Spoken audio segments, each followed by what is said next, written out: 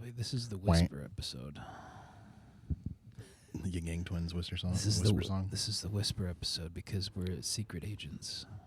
Oh, agente secreto. My Portuguese isn't that good. There's very little overlap with Spanish too. I always thought there was. There's really not that much because they're both romance languages. I thought it was kind of there's a couple things where you're like, oh, okay, but most of the time you're like kind it's sí and no, right? Or do they have totally different yes and no's in Portuguese? One example I'll give you, por favor. They said por favor.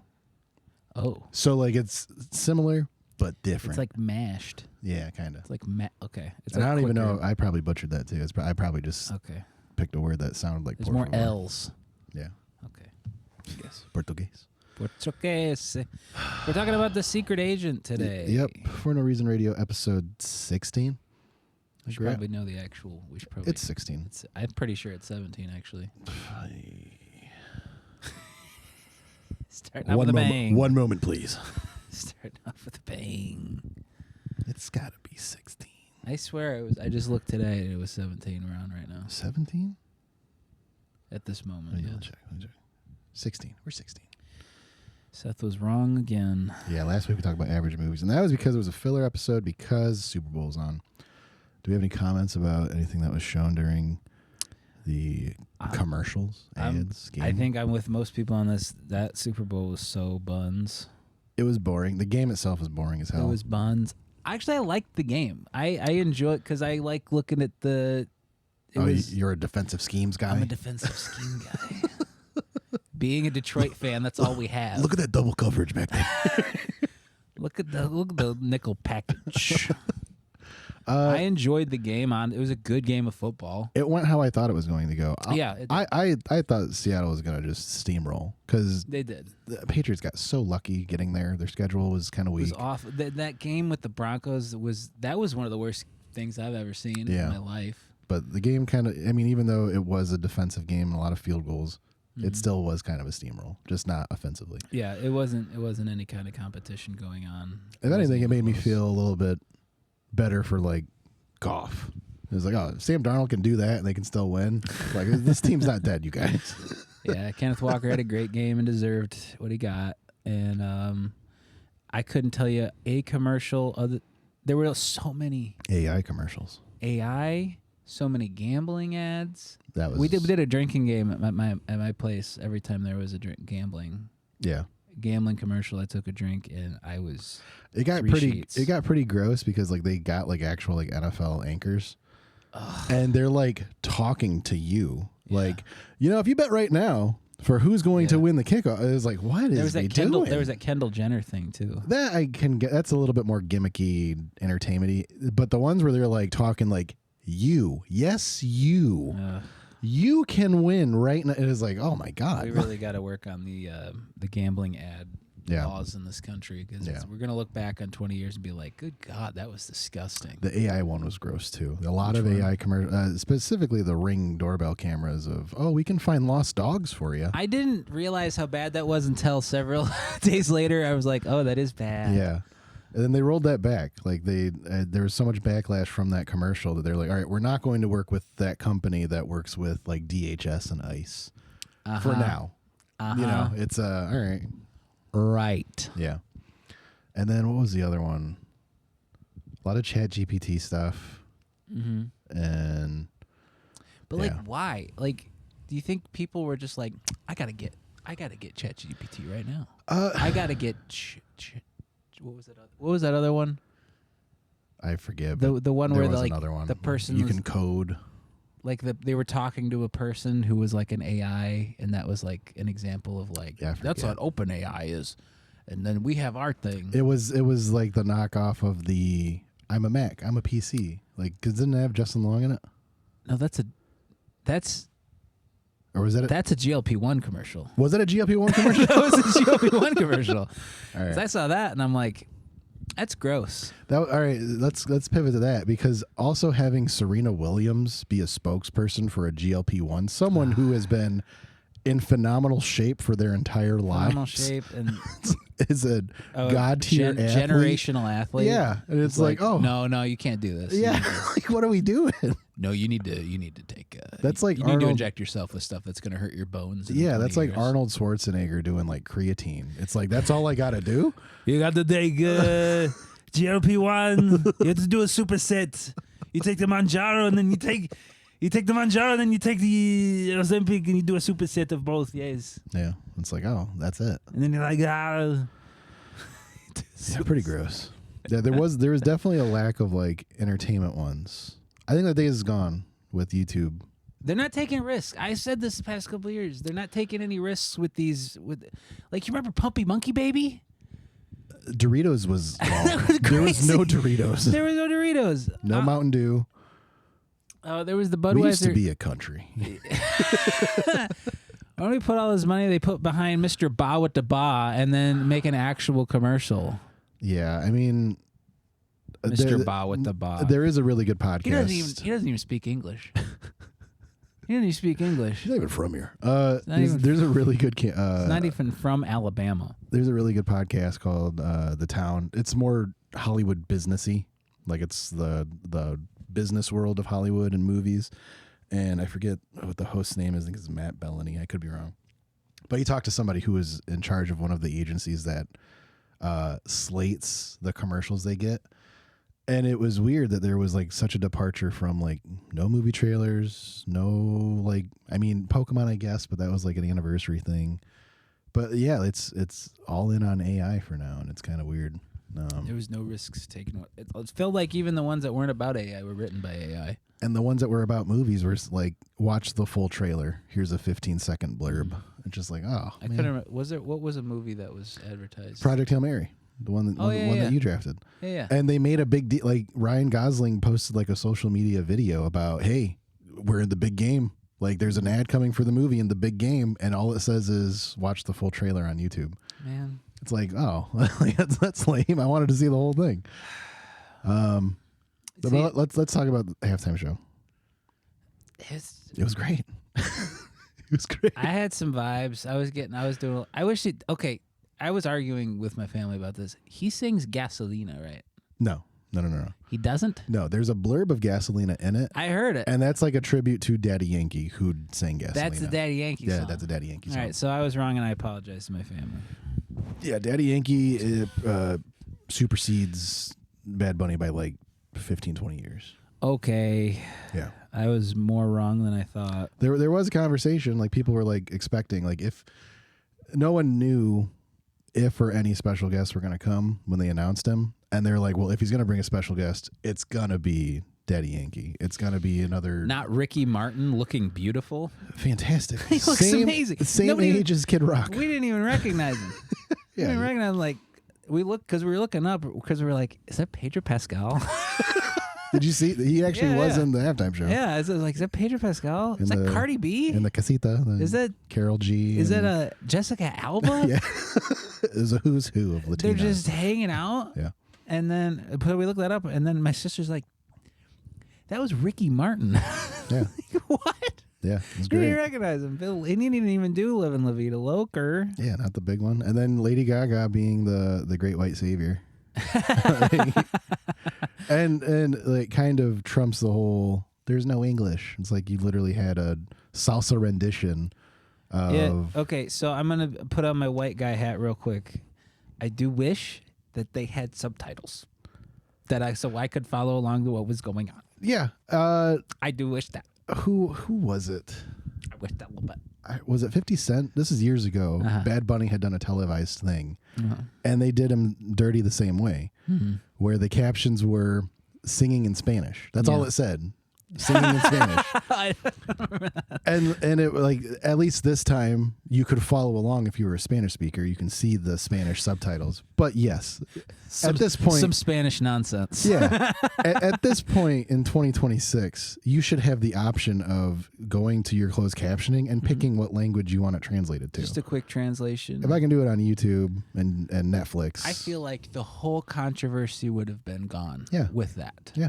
And we wouldn't need Mr. Ba with the Ba. Yeah, give him the hooked on phonics of great reggaeton music, you know. Hooked and Phonics. But yeah, the Toilet Paper USA. That Turning Point USA. that was we looked up the highlights of it afterwards, and there was a bunch of country artists I've never heard of. One of them, he was debuting a new song with the lyrics, "Little boys ain't little girls." What? It was a trans song? Yeah, it was just a little blurb. Oh, okay. Because it's always on their minds. Yeah, it's always on everybody's minds because of how important it is to like our daily lives. Well, I sang a little bit earlier as a joke, but there literally was a guy. Like, I just want to catch my fish, drive my truck. Yeah. And it's just like no one is stopping you from doing those things right now. No one's stopping you from doing that, and there's no thought going into any of this at all. Yeah, I think, they really wanted it to be a distraction, and the numbers came out. It was over 5 million people. Yeah, which I was like, great. Just over 5 million people. And then Trump, who was like, I'm not going to the game because I don't like the Bad Bunny thing, and videos from inside his private Mar-a-Lago viewing of the Super Bowl. They watched Bad Bunny. Yeah. So it's like, what are we even doing here? It was over 5 million people, dude. Yeah. But like, whatever. That's almost half of the people that were watching the Puppy Bowl.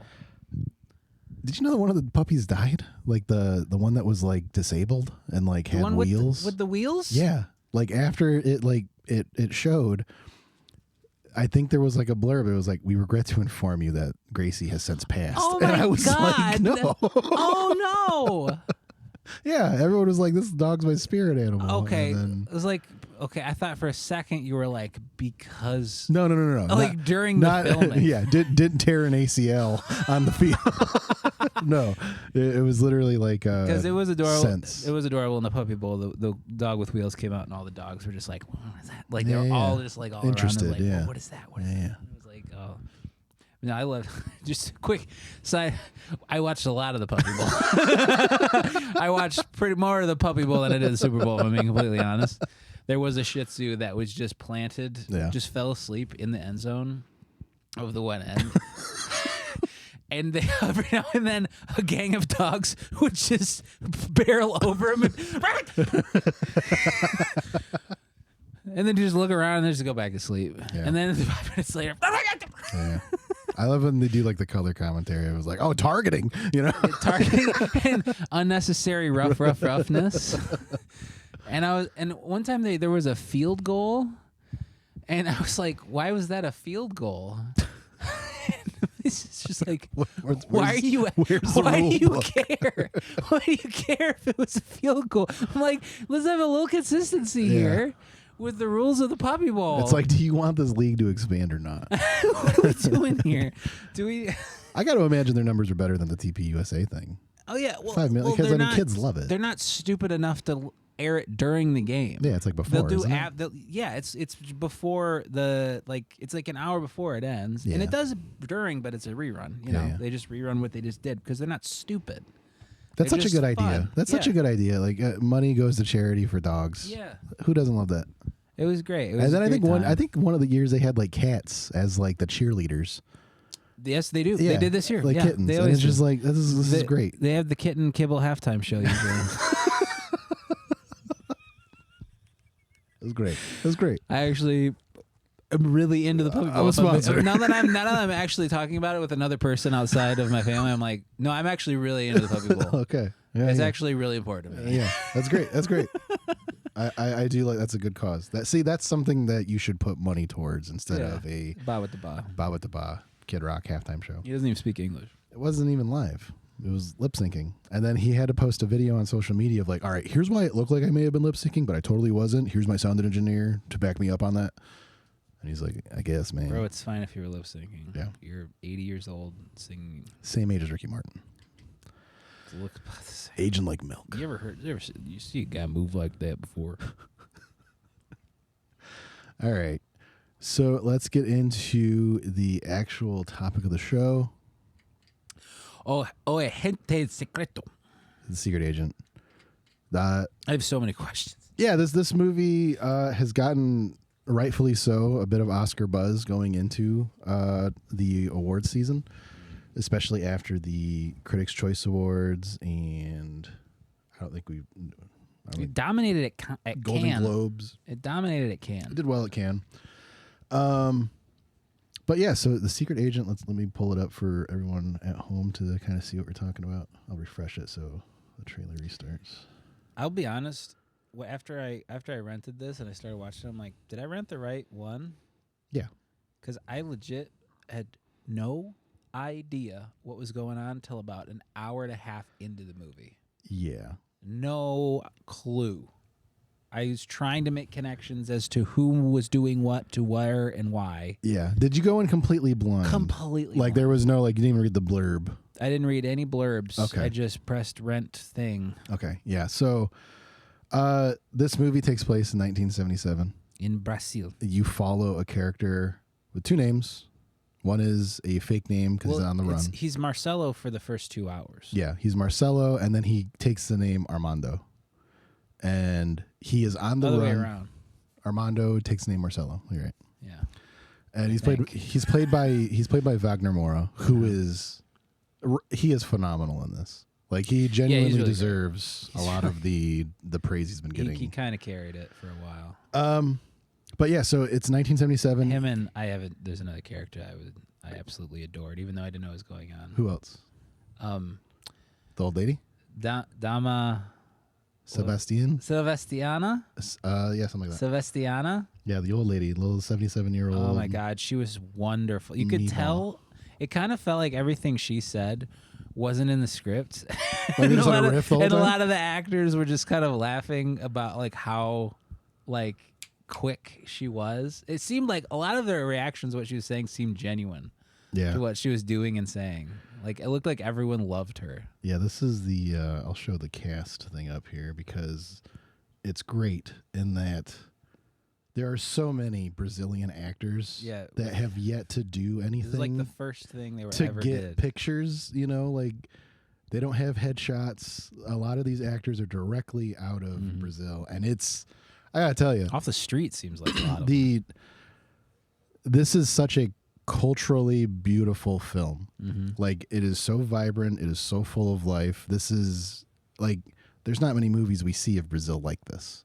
It's mostly City of God type of favela, gang violence. And although with that being said, it is kind of one of those things that they just kind of accept. It's like, 91 people died in Carnival so far.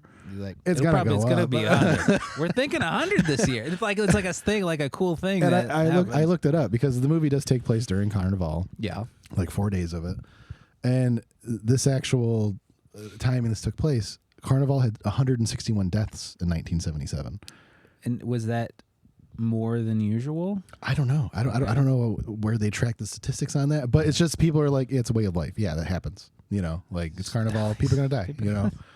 And you see like this. So let's get back to the story because it is very hard to follow, especially because Portuguese, not our first language. But Wagner Moura is on the run, and you find out later the reason he's on the run is because he was in charge of a research lab in northern Brazil. Sao Paulo? Yeah. I think Which so. I think is the north. Yeah. There's a north-south thing because there was a cultural thing with the north-south. Yeah. Like the people in the north think everybody in the south is. They get the accents too. Like there's definitely things that I didn't really know.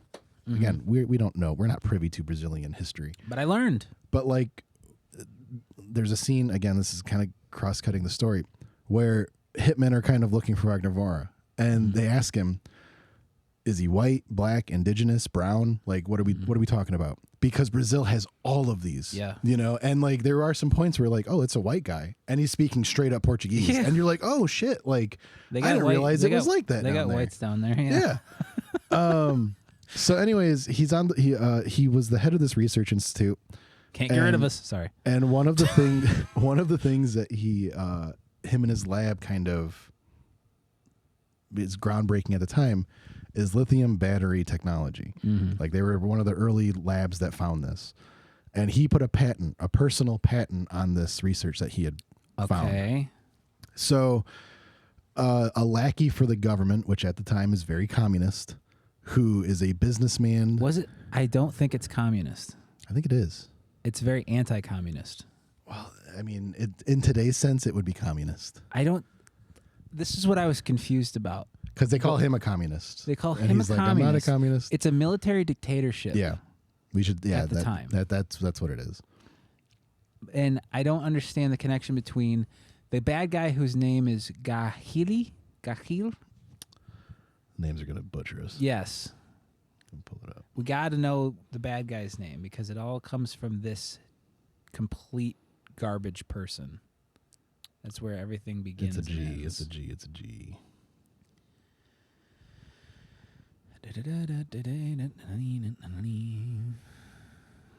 God. Good Lord, man. There's so many Brazilian names that I don't know. Oh, my God. Oh, man. This is rough. This is really rough, man. So we forget his name. We Sue. can't forget his name. Sue us. We got What the hell was his name? Why do they only have first names on here? Yeah. That's really confusing. Let's see if Letterboxd is anything better. But anyways, this guy who is, I'm assuming he works close with the government because he talks about being a businessman and international dealings. Seems like somebody who owns a government-owned business. Yes. And he's a minister of something or another. Yeah. So basically a rich guy that was given office. Mm-hmm. So he goes to this research lab and he's like, hey, we don't like how you guys are kind of independent and you're getting your funds from Foreign governments. Yeah, foreign trusts. It's a public university that they're conducting this research at. Don't like how they're pretty much independent from the government and kind of able to Right. do whatever they want. Yeah, okay, it's starting to make sense to me now then. Because they even have like a woman from New York who's also a researcher, Yeah. and the guy from the UK from Leeds. And so, and then he's going to patent the lithium battery. He has patented it. He has patented it. So why do they want to? If they kill him, then they get the They just absorb because it's a public university, I guess. Well, the thing they also you see it in a couple instances. They say like they slandered you in the newspaper again. Uh-huh. You know, like they want to portray this guy as being anti-Brazil, and he is not anti-Brazil at all. Like he loves being where he's from. What's the Rafisi? I forget what the town is. Racine. The Portuguese is really bad. Racine. I think it's in the actual just right on the IMDb page of it, but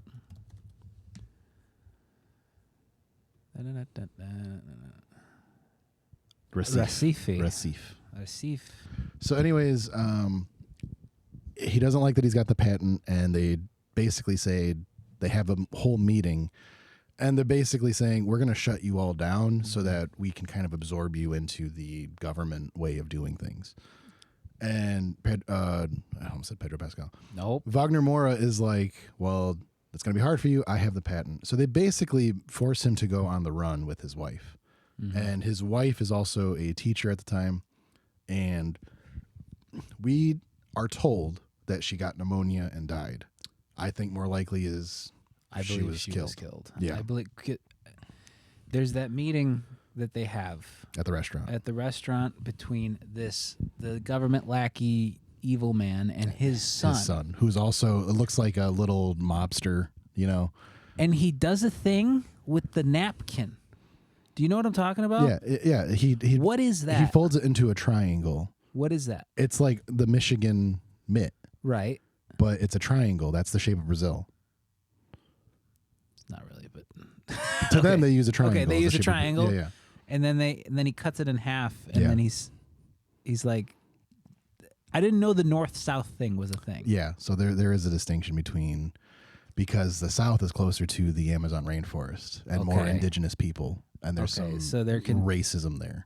So they're thought of as like lesser than yes. and lower class in the South, and everyone in the North is kind of like other way. Lesser class in the North. Yes. Okay. And in the South, they're more like a civilized type thing. Yeah, that's the belief. Yeah. Okay. All right.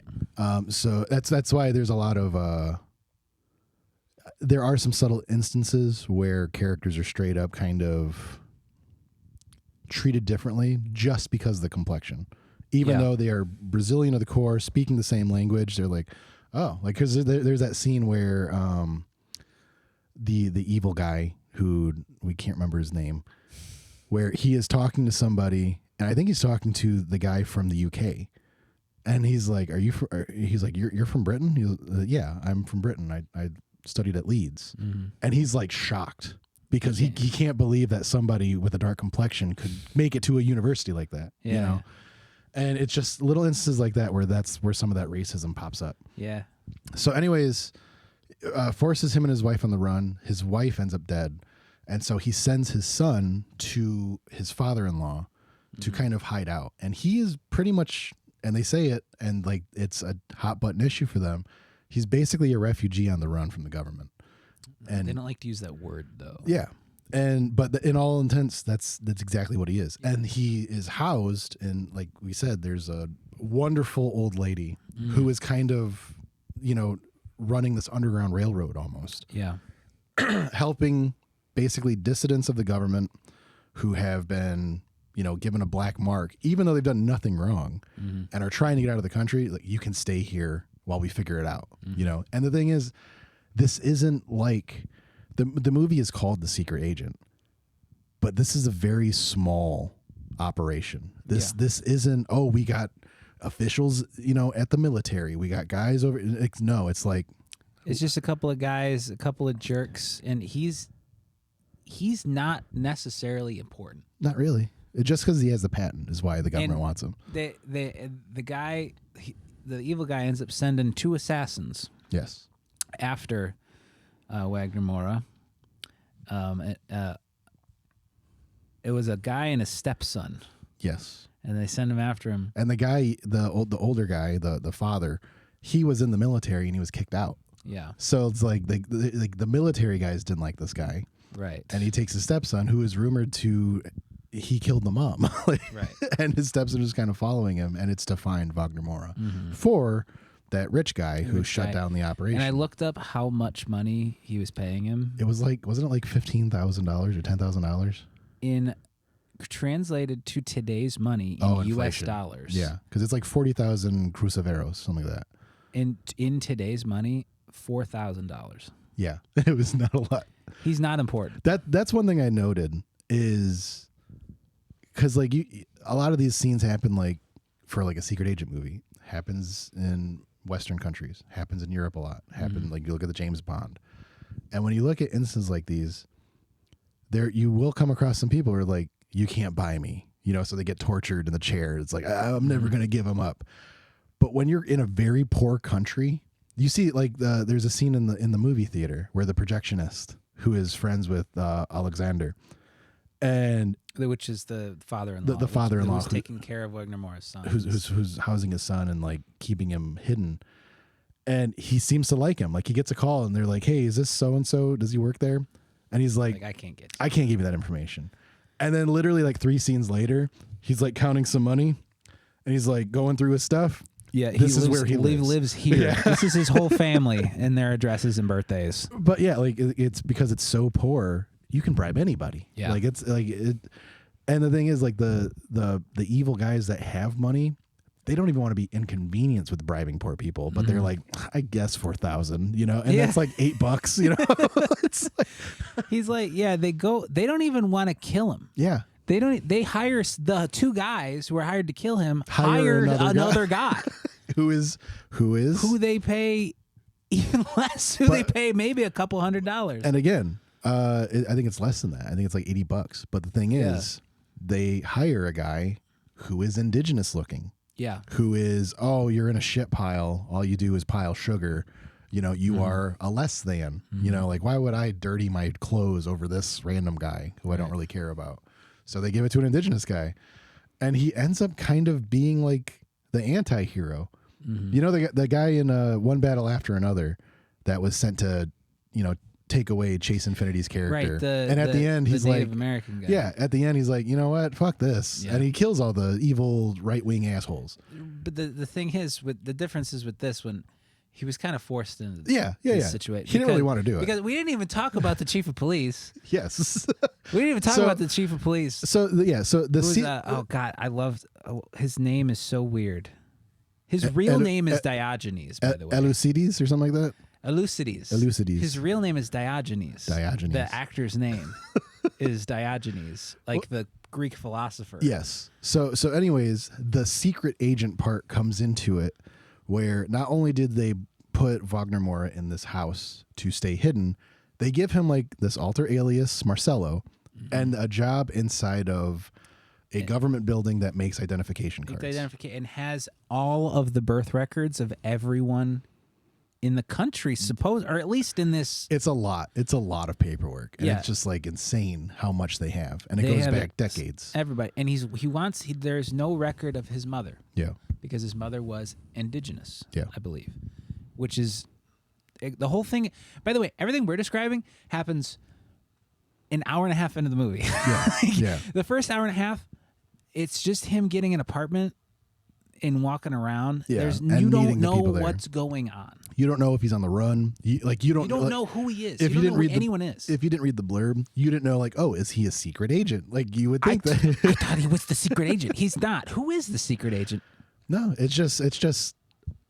It feels like a spy movie, but it's not. It's just a guy. It's literally just a movie about a guy trying to hide from the government until enough time has passed that he can get his son out of there. That's the movie. So anyways, there is no secret agent. The secret agent was the friends we made along the way. Literally, yeah, it was. And they were great. They had a lot of great guys. So yeah, he works at this ID place. It's a government building, and yeah, he wants to find a record of his mom. And again, another thing. This is more of a sexism thing. It's always easier to find the father. You know, dads are always easier. Yeah, the guy that runs the place is just like, what's the father's name? He's like, give me a name, and he gives him a woman's name. He's trying to show off. He's like, I've been in here for 20 years. Yeah. Give me a name. Give me a name. He gives him a name. He's like Sarah. Give me a different name. Give me a different name. Any other give name. me a guy's name. And then he's like, see, told you. So I got raped. So yeah, he's basically there to find a record of his mom. That's all he really wants. He's like, he wants something. He's like, I don't even have a picture. He's like, but I'll know it when I see it. And you find out why in the epilogue. Yeah. Which is crazy. So, yeah, that's where the secret agent part comes in. And again, they kind of make this ID place. It's not supposed to be, but they make it kind of a police station. And it's because there's a separate kind of B story going on. Like a E story. Not even. It's not really important to follow. The whole thing with the shark with the leg. What's going on? So this is a classism thing. Like again, there's so many different classism things going on here. Mm-hmm. And with this beast or E story with the police station, is there was a woman that worked for a wealthy woman in the area, right, who had a kid with her. Yes. And she would do her job at the home, housekeeping, doing everything.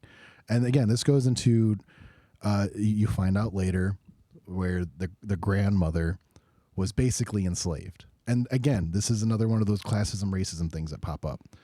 So this woman asks her maid to go out and get some bread, but she has her kid with her. So she leaves her kid with the wealthy woman. Yes. And as she's going to get bread, the kid gets out of the courtyard and gets struck by a bus. Again, this is during Carnival. Like a lot of traffic deaths happen, a lot of stabbings happen. Mm-hmm. This is known, you know. So like if someone's telling you, "Hey, watch my kid," and it's Carnival, I'm really going to watch this kid.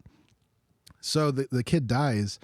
The wealthy woman never told the mother what happened. So she is trying to cover her ass with the police to like get her statement and everything. Mm-hmm. And the mother who lost her child, you're not allowed to come in here while she's giving her statement. And she's like, the lawyers are like, let her in there. You're like, she lost her child. And they're getting the wealthy woman a photo op. Yeah. Like they're making her seem like she's the victim here. Yeah. And the papers. Or at least she feels really bad and she shouldn't be blamed. It's like a whole PR thing that the chief of police, Demosthenes, what's his name? Eucydides? No. Eucydides? Something like that.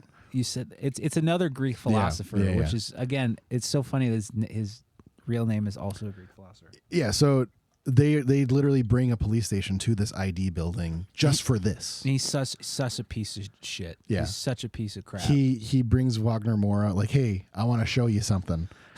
And what it is, the whole scene was so crazy, dude. He's like, I want to show you something. I'm bringing my boys to show them something. I like you. I want to bring you too. And you're thinking, well, what is this crazy cop going to show? Has this ever happened to you, like in real life? Is this where it's a person? A person is just like, you want to see something? This happens to me constantly. I don't know why. People are just like, you want to see something? And then they show me, it's like, The worst why did you thing show ever. me that? Yeah, a war crime. Or like something on their phone. I'm just like, what is that? He's Yeah. like, that's my daughter's scraped leg. I don't want to see that, dude. But like, yeah, this is what's happening. There's just like a weird guy Yeah. thinks this guy He picks likes him out of a crowd he likes Wagner Moura. for some reason. And the thing is, Wagner Moura doesn't want to be around the police. He's in hiding. No, you know? not at all. But it works. I loved the script of the setup and the payoff for that though, because you think like, oh no, the cops are gonna find out that he's on the run, but no, the cops inadvertently help him. Yeah, later. yeah. He's so close to be with them that they're like, Yeah. oh, we like this guy. They went, but anyway, yeah, they go to this tailor across the road from this. And you find out that the tailor is a he's German refugee from World War II. A Jewish refugee. They don't know he's Jewish though. Right, but they keep calling him like Hans. Hans. And they like, let's see your leg. Yeah, show my boys the bullet holes. And then the thing is, Hans is reasonably, and everyone there, again, they are darker complexion. Yeah. They speak German, like they know Hans. And they're like, don't do it, Hans. You don't, and they're speaking in German, so they don't understand him, but they're like, you don't have to do this. You don't degrade yourself. And he's like, I have to. It's the chief of police. Yeah. I do this, and he doesn't give us any trouble. Yeah, and he pulls up his leg and it's just mangled all And the hell. and his guys are like, whoa, is that? And it's like, no, these are scars from him fleeing Yeah. a war. This Very- is evil bastards. But- Yeah. And then later, they're not only the evil, they're friends with the hitmen that were sent to kill him. Yeah, yeah. Like the old friends, old Colonel, pals. Hey, yeah. Lieutenant. But this is where we're going to cut, and this is where I was surprised the because most lost. I didn't know anything about this. Yeah. It cuts to, I'm not even going to bring up the leg, and that is a part, or the two-faced cat. We're going to talk. We're just gonna blaze right past. There was a shark with a leg, and the leg got thrown. There was a shark with a leg, and Jaws was coming out, Yeah. and then there was a cat with two faces. That's it. All right. You said that, so we have to explain it a little I'm bit. sorry, because I was so confused about the leg Yeah, thing. yeah. The leg is just the leg. Is it a giant MacGuffin? The leg trail is a MacGuffin that is supposed to tell you those 161 deaths that happened in Carnival. A lot of them were planned and organized by the government. Oh, They were evil. You know, it wasn't all just hit and runs. It wasn't just bar fights. because I was confused. Because so they find the leg in a shark. A leg. It's literally the second scene. of Yeah, the movie. a shark is found with a human leg in it.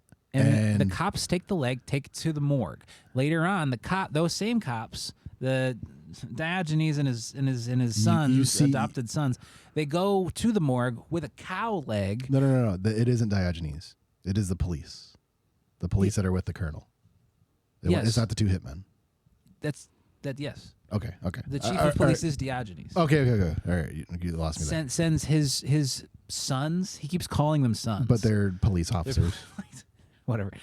And they send them to the morgue with a cow leg to replace the real leg that they found with the shark. Yeah. And then dump the leg Back in the ocean. back in the ocean, and then it washes up again. Wild sequence. And then a wild sequence of events happens where, like, if anything, so what ends up happening is you find out. and then the leg comes alive and beats the crap out of a bunch of gay guys in the park. Yeah, you see a sequence of a leg kicking a bunch of people, and it turns out it was just somebody reading it out of a newspaper. Yeah, it's very much filmed and shot like a grindhouse slasher film. Yeah. And you find out like, oh, these are people reading the story out of a newspaper, and it's like, oh, that's supposed to tell you how unreliable the newspapers were back then. Oh, I missed that whole thing. Yeah, That's what that is. Yeah. Like, this is a government newspaper. Like, obviously, they wouldn't tell us anything about the newspaper. I'm so dumb. There's so many political I'm undertones. on a movie podcast and I don't even understand subtext. This is a very politically driven movie. God, I'm such an idiot. But that's pretty much where the leg kind of leaves, you know. And the thing is, everyone is this leg story is so sensationalized. everyone's just buying newspapers because they want to hear about the leg. That's all they care about. And you're hearing 91 Dead, Carnival. Right. And that's like, that's a B story. What's the real meat? It's leg cartoon. Legs. So anyways, Two-Faced Cat, the woman that is hiding them, the 77-year-old woman, she is also fostering a cat that has two faces. Yeah. And they refer to it as the cats. Like they're like, oh, it's two cats. Like it's not just names. one. It has two names. Yeah. So anyways, we're gonna cut there to go to the part that is I had no idea about, and it cuts to modern day. Yes. And you see a university student is listening to old cassette tapes that are dated for the 1977. Yes. And they are listening to interviews that Wagner Moura's character had done with someone that we know is, what's her name? Geisa? Elisa? Elsa. Yeah. God, Portuguese names. I'm never going to get them. Mm-hmm.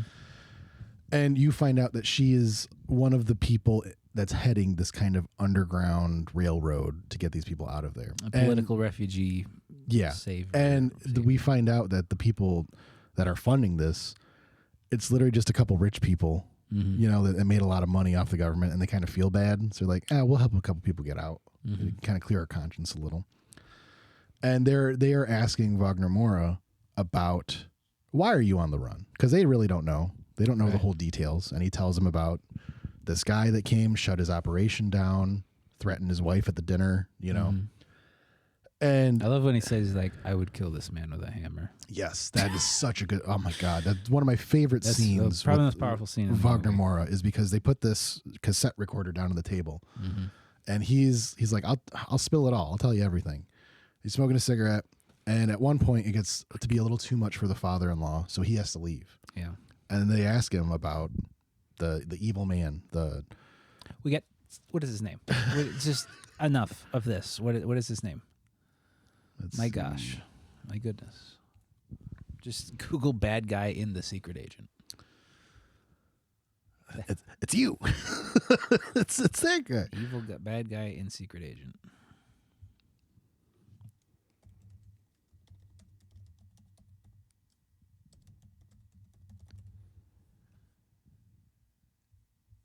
Garotti.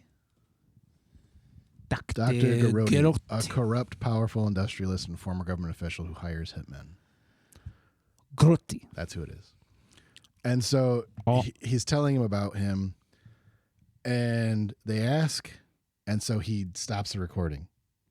And he goes, I'm not a violent man. And he's not. He doesn't carry a gun, doesn't have a weapon, he hasn't been in a fight. He only punched the guy's son at the dinner. And he says, that's the first time I punched someone since the 50s, And so he tells him, he goes, I'm not an angry man, but I would kill him with a hammer, And that to me is like another one of those subtle, this guy's responsible for his wife dying. Yeah. It's not pneumonia. He's told his son that just as a way to, and it's sad. It seems like more weight than pneumonia when him and his in-laws are talking about what happened. Yeah. It seemed that it wasn't if she's perfectly healthy. Yeah. In the one scene that she's in, she's perfectly healthy. And then all of a sudden she's at death's door just a few months later. Yeah. I don't know. And so anyways, he's making these recordings. He's kind of telling his story, and he's fine with it being recorded. And like we said, the hitmen that have been called by the police are making headwinds towards him, And to go back to the Jaws thing, there's so much beautiful subtext in this of Spielberg. Like, this really is a love letter to Spielberg. There's so many instances that it's just like, oh man, like the way they filmed, like this is a beautifully shot film. Yeah, it's really everything is really engaging. Like, you don't know what's going on, but you can't stop looking at it. The hooks were in me. Like it was so good. I wanted to figure out what in the hell was going on. Yeah. So anyways, Wagner Moura is still going back to the place, to the ID center, to find, he just wants his mom out of there. And the thing is, the woman, Elsa, that is giving him these interviews, she tells him, we can get you out of here with your kid, And he's like, I gotta get this document though. Like I can't leave before that. And his father-in-law is like, at times he's kind of like, we'll watch him. You got to go. And at some points he's like, both of you got to take the opportunity and leave. You know, so he's trying to do this. The hitman, like we said, they hire another hitman to track him down, and they follow the father-in-law. I was afraid. I thought the father-in-law was going to get killed. The whole time I thought they were going to off. Yeah, I felt really bad. Off the old man. And they don't. They just followed the old man to get to Wagner Moura's character. And it was really sad because it's another one of those instances where, like, in a regular spy movie, you're like, you would never do that. But these aren't actual secret agents. No, and the reason he's there, your son Fernando promised me that I'd give you this picture. And it's a picture of him, his family, the shark. And then on the back, it's a really sad message of the son saying, I love grandma and grandpa. They're so nice. I'm really close to forgetting mom. Yeah. I'm live with you? I'm almost over mom. Yeah. Dying. Like, can I live with you now? You know, and it's rough. And so anyways, he's like, all right, I'm going to get this paper and get my son out of here. He's kind of made his decision. He's not going to try and wait it out. And he doesn't end up finding it, does he? He takes like 20 of them because he's like, it's got to be in here somewhere, you know? And like, so anyways, he's doing this.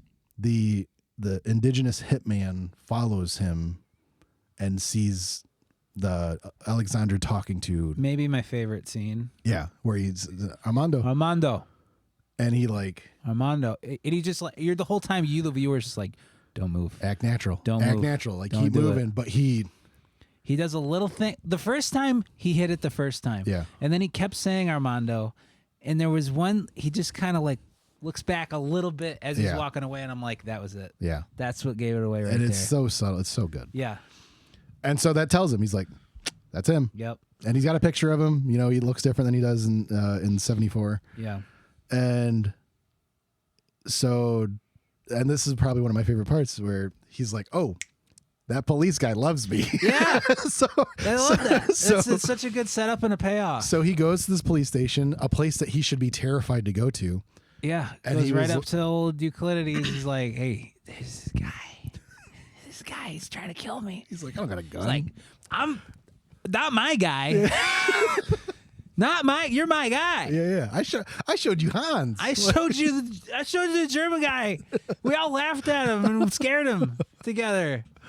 Yeah. And he sends one of his sons. He's like, you two, check this out. And they go over there and this freaking shootout. Yeah. This freaking shootout, and the assassin, the indigenous assassin guy gets shot in the leg. He kills both of the cops. Yeah. He gets away, and then the stepson, one of the original assassins, is making sure that indigenous guy did the job, and then he realizes he didn't do it. I think it's less he wants to make sure he did the job. It's more you think he's going to kill him? He doesn't want a loose end. Right. If someone interrogates this guy, he's going to say, "Oh, these guys paid me to do this." Of course, you know. Yeah. So he's going to kill the indigenous guy after the indigenous guy kills Armando. Yeah, indigenous guy, as far as Armando goes, he's like, I don't care about anymore. I just want to get out of here. I'm trying to survive, get out of here. And he's bleeding like crazy out of the legs. So everybody knows exactly where he's going, where he is. Yeah, I love that scene because like he's literally moving through like public courtyards of like people playing dominoes and drinking coffee. And you get some people that are just like, well, ignore. And then there's other people who are like, that way. He went that way. Because I think they think he's a cop. That's But he's actually an assassin. And then he murks his ass in a barber shop. Yeah. And again, that gets put in a newspaper, and it just says the stepson comes in, and then this guy's like, pow, right in the back of the head, and goes like, just what's it call him? It's like he's just like an animal. Yeah, because that's what he said to him. Yeah, he's like, he was working at the sugar plant. An animal hauling sugar, huh? Yeah. And again, then he gets away. It's put in the newspaper. Yeah. Southern tourist shot down in barber shop, and it was just happened to be there. But the newspaper's unreliable. And while that's going on, Armando is taking the opportunity. He can't be more meticulous of looking for these documents. So he just takes a big handful of them, and everyone that he's worked with who has assumed his name is Armando, Marcelo. Your name's not Armando, is it? And they're freaking out. And he's like, I gotta go. Yeah. You know, and he leaves. And very devastatingly, it cuts to modern day again. And you find out there's like, and these two researchers, they're just college students. Yeah. And they're like, I really like this guy. Like, I hope everything worked out for him. They're like, what? Do we know what happened to him? They're like, well, there was no Google back then, and you have newspapers, and the newspapers were unreliable, and a lot of the stuff wasn't reported, and it was during Carnival. That makes it even harder. And this one that is listening to all these and transcribing them, she does the legwork on the newspapers and finds a newspaper of Armando gunned down. Gets off-screened. Yeah. And it's Crazy. like really sad because like he makes a call like before he leaves and he goes, I want passports for me and my son now. Like he's made the decision. I'm just going. It must have just been like right after that. Right. Because he didn't have, because after that, she finds Fernando, his son. Yes. Who is a doctor now, works at a blood bank. In the same town. In the he same never town. left. He never left. So he must have never gone and picked him up. He didn't. No, he says, the son says that. Right. Okay. He does. Okay. And then, so it must have been right after. Yeah. Literally the same day. It had to have been the other assassin. Yeah. That, the dad. That tracked him down. The dad. It must have been. Because so, yeah, the researcher tracks down, she has a name now, and it's Fernando was your son, so she tracks down Fernando, who is played again by Wagner Moura. Yeah.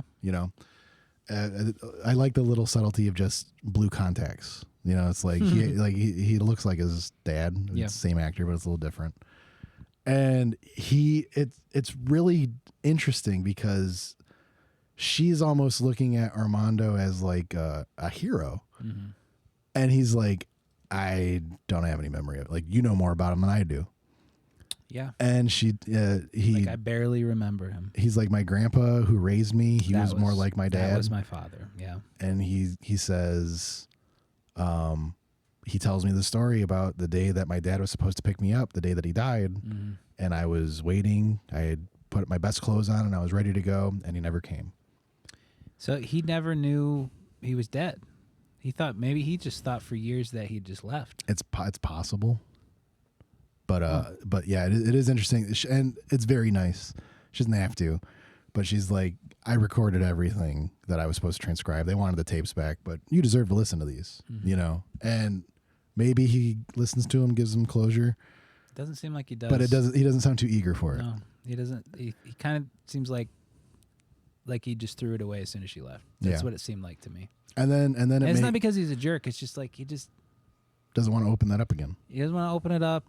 He has a good life. Yeah. He looks like he runs a blood bank, like a successful blood bank in this town. And I like that he goes. He's successful in his job.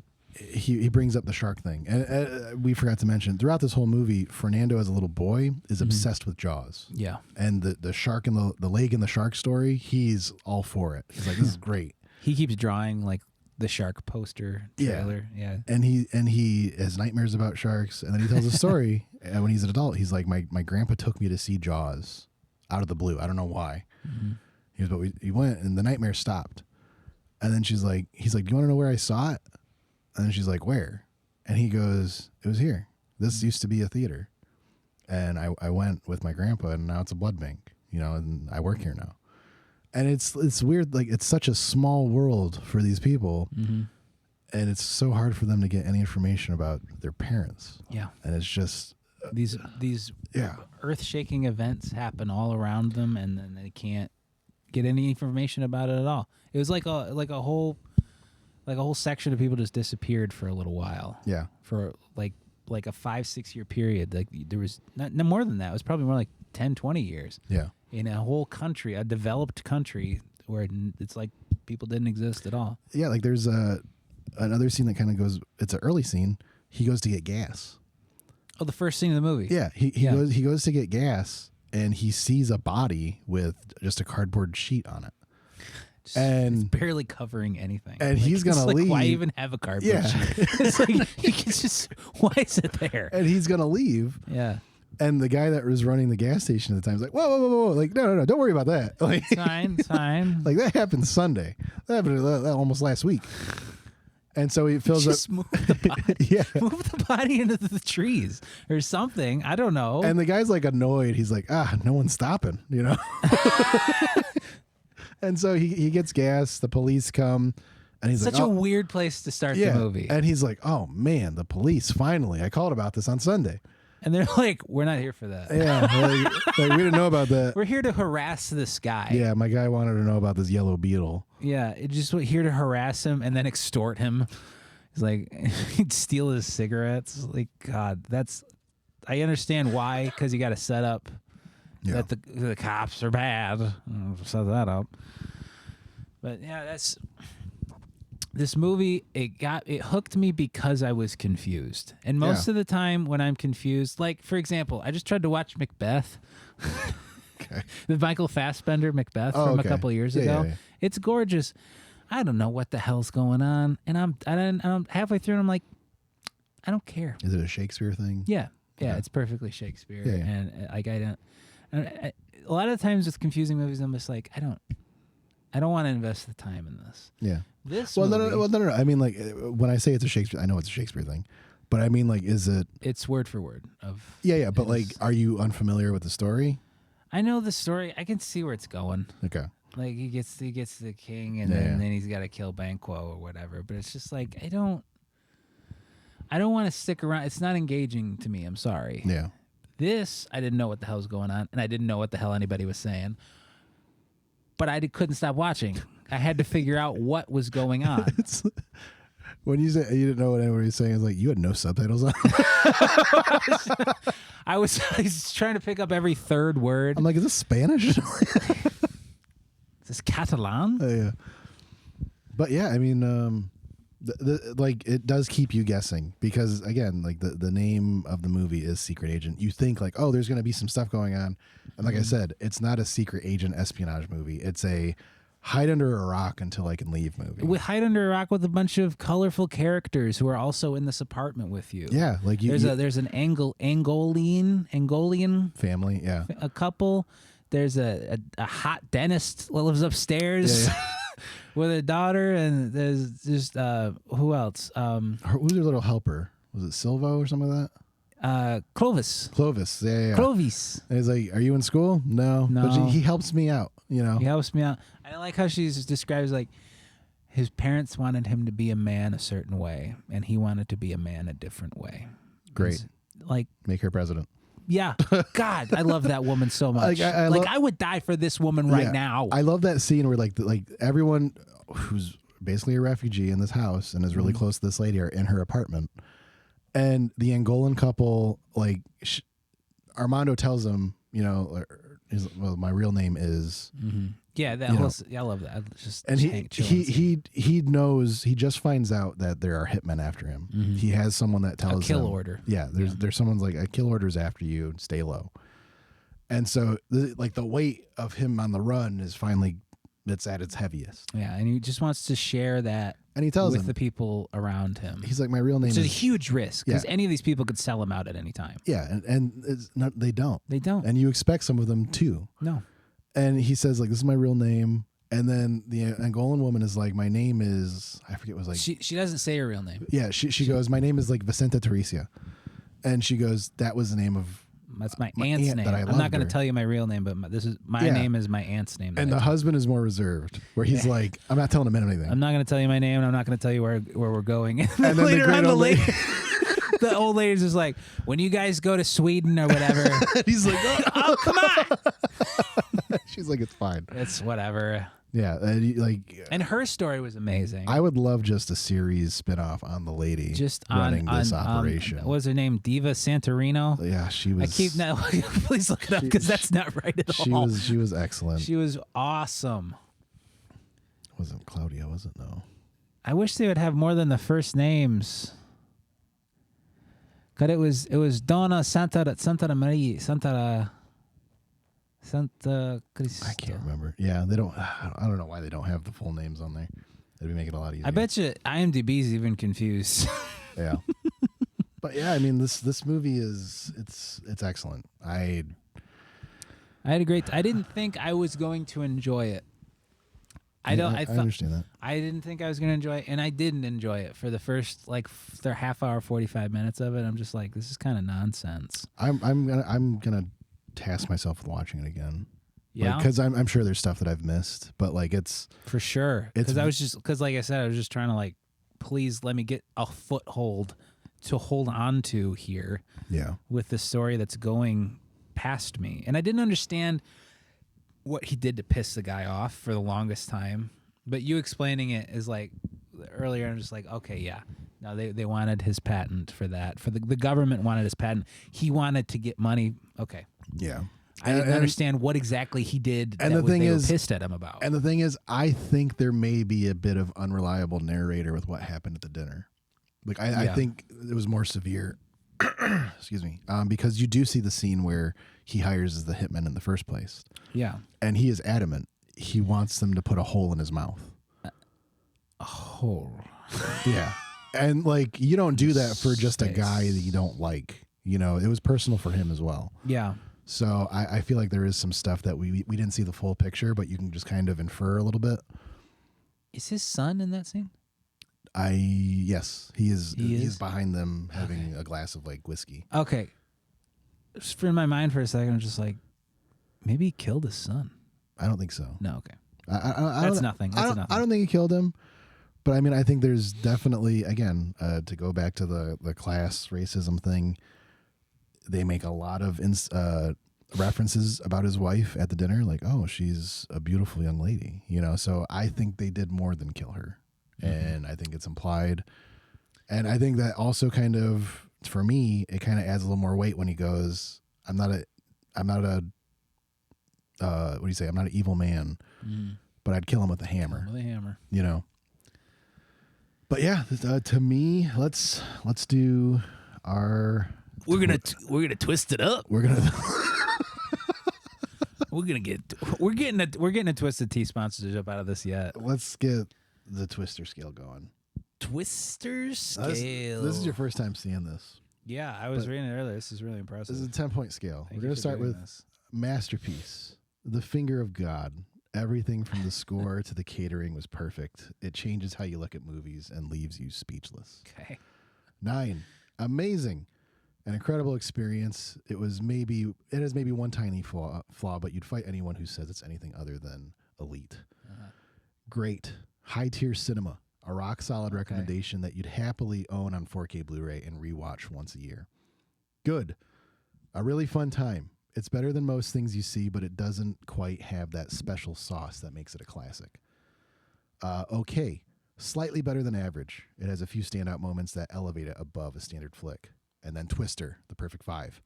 The center of the universe. It's the Goldilocks of movies. Not too smart, not too dumb. It's a benchmark of mediocrity. All right, I guess.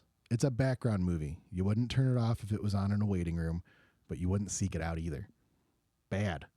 The engine is stalling. It's either boring, poorly acted, or just makes no sense. You're starting to check your phone. Awful. Actively painful. It's poorly made on a technical level, and you're wondering how it ever got funded in the first place, and then wish I didn't see it. The disaster. It didn't just waste your time. It stole a piece of your soul. You want a refund and an apology.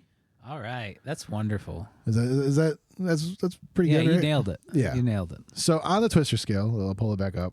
Where are you putting Secret Agent? I'll put it at 8. 8? For sure. If I had, I do want a Blu-ray of this. I really want a Blu-ray of this. I think that would be awesome watch. I honestly, I'm gonna giving this a 9 personally. Wow. Okay. I think there's not many things wrong with this movie. Like we said, the story is kind of convoluted. It's so out of order. Yeah, and he says that, and that's one of the Holy crap! That's why it's out of order, because they're looking at it through the tapes. through the tapes. Yes. Never mind. It's a 9. But Never no, mind. like he says Never that mind. he says That's that genius. he says that when he's doing the interview. He goes, "I told you the story out of order," and that's the whole movie. Oh, okay. Like once you piece it all together, it's like, oh man, this I pays get it off. now. Seth caught up with the rest of the world.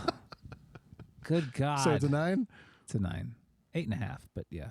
I'm definitely gonna watch this again. I think that this is a gem of a Brazilian flick. Sure. Like it is we didn't even talk about the music at all, but Carnival is going on in the background of this, and it's just so vibrant in the culture. Like it's great. Again, there's not many movies we get from the area that are like this and kind of open that window to us. And again, like to me, this is excellent. This is a 9 for sure. A lot of that. Yeah. Like the most tragic thing in the world happened to him, and he's got to go through a mob of people having the time of their lives in the street. You know. All right. Let's actually catch up with before we end off here. Yeah, guess what came out today and no one likes it? It is. It's a 3 right now, by the way. It's gonna go down. Wuthering Heights is a 3. My saving grace is going to be the box office, and I think the cinephile girlies are here for it. Cinephile girlies. The Charlie XCX fans are here for it. Okay. I don't think so. I think we might get a little box office even out, hopefully. Oh no. Nobody seems to like it. I saw here's what my algorithm showed me. It showed a lot of women in their 20s like crying at the end, like, oh my God, it was so good. And then it was another one where I have no ownership of this Bronte novel. I have no ownership of this. I don't know anything about it. But apparently there's something in there called a skin box. Are you aware of this? No. So in the period, a skin box is what they called those beds that had like the closed curtains on the side. It was literally a box. Yeah. They called them a skin box. It was like a slang for them. Okay. Right. So Emerald Fennell took the creative choice, the liberty, to make a room a skin box. The room is colored with the palette of scans of Margot Robbie's skin. So there's like, so it looks like wallpaper, but you can see like some veins, moles sometimes. And then people are like, that is not a good creative liberty. What if we take the skin? Yeah. Just the slang. What if we make it real? The whole thing, yeah. And I saw that and I was like, about that one, Chief. I was like, that's not great. Swing and a miss. That's not great for me. Let's hope Jacob Elordi is hornier than ever. Like that's my saving grace. I've heard that it's not horny enough. I've heard. That's what I've heard. I mean, again, I've heard so many mixed things. Again, Yeah, it's just the second day of it coming out. I've heard that it's miscast. I've heard that Jacob Elordi is excellent in this. I've heard there's an age gap issue because Margot Robbie's supposed to be the same age, but she's a little bit older than Jacob Elordi. I've heard it's great chemistry. I've heard so many mixed things. Again, it's a second. It sounds day like out. it's gonna be mixed. It's Yeah, gonna be a 6 or like a 6-ish. Yeah, I'm really hoping. Starting off strong. If we can get 3.2, I'm in this. It's not gonna be 3.2. I'm in this. No, it's gonna be like a 2.8. One last thing real quick before we go. Did you see the trailer for the new The Adventures of Cliff Booth? I did. Yeah. I saw it. I was like, do I drop a movie for this? Do I drop Is it the coming Mummy out this movie? year? It is. Reason I'm not, it's going to rate very well. It is. It's from what I've heard, David Fincher directed it. But No kidding. Yeah, Quentin Tarantino wrote it. David, it's kind of getting over his 10 movie limit. I was gonna say, is that how he's gonna end it? If he does, I'm okay with that. But I heard that David Fincher directed it, but Quentin Tarantino is sitting right next to him every single scene. Like, so I'm okay with that. I think the movie's gonna look great. It does look great as far as we saw in the trailer. They can't show too much because it's very graphic. Obviously, it takes place after Once Upon a Time in Hollywood. I think it's before. I think it's after. It takes place like 4 years after, from what I heard. It looks like he's doing stuff in the 50s. Let's see. But I will say the reason I'm not going after it, no theatrical release. You wouldn't get any money. Yeah, coming you'd in. have to go straight just off ratings. Of Yeah, but looks good. I can't wait to see it.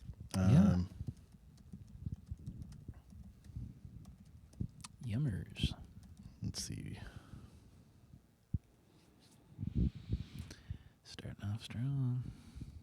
Serving as a sequel to Once Upon a Time in Hollywood. Yeah, it's a sequel. Yeah, doesn't mean it takes place afterwards. Reprises his role as Cliff Booth, who now in the 70s works as a Hollywood fixer to help elites avoid you're scandals. right. So it's Ray Donovan with Brad Pitt.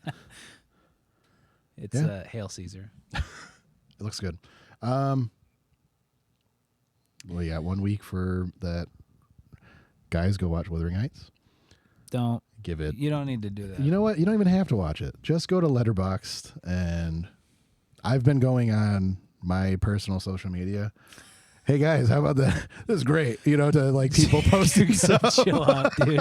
You gotta chill. Just let it. You got other. You got other ones. Yeah. Well, were you upset when Project Hail Mary didn't get a full trailer in the Super Bowl? People are gonna see it. It'll fine. It's fine. I hope it does well. I really that's like the one movie you have that I'm like really pulling for. I really want that to be good. But all right, everybody, that has been For No Reason Radio episode 16. We will catch you guys next time. Portuguese. Goodbye. Yeah, sorry about the names.